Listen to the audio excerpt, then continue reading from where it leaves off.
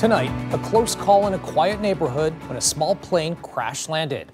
Good evening, I'm Mike Duffy. Thank you for joining us. The pilot was trying to land at nearby Belleville Airport in Augusta Township, but Michigan State Police say the 75-year-old overshot the runway and flew his plane into a backyard.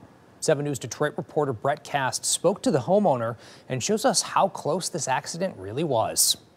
Well, the small Belleville Airport is just across this dirt road here, and you can see the path the plane was heading in. It knocked down this brush, headed straight for the back of this home, but thankfully 2 small trees saved the day.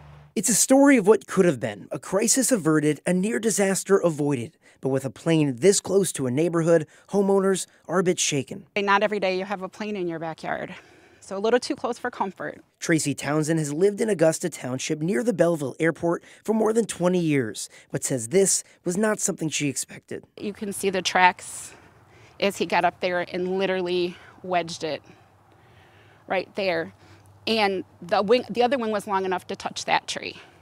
So it was across the whole thing. Luckily, Tracy wasn't home when just before 4 p.m., Michigan State Police say a 75-year-old pilot from Ypsilanti attempted to land at the airport, but overshot the runway, sending his plane straight towards the back of Tracy's home, with only 2 small trees standing in the way. Yeah, and if these trees weren't here, they would have gone square right in the back of your house.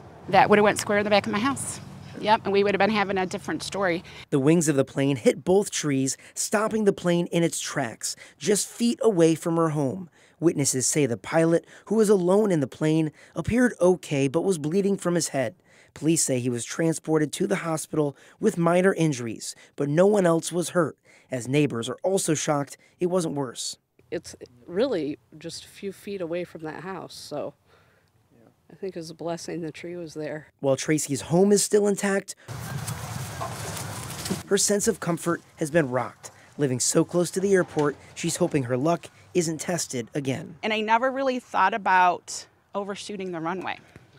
I mean, it never was something that I really thought about, but now I will think about that in a different way.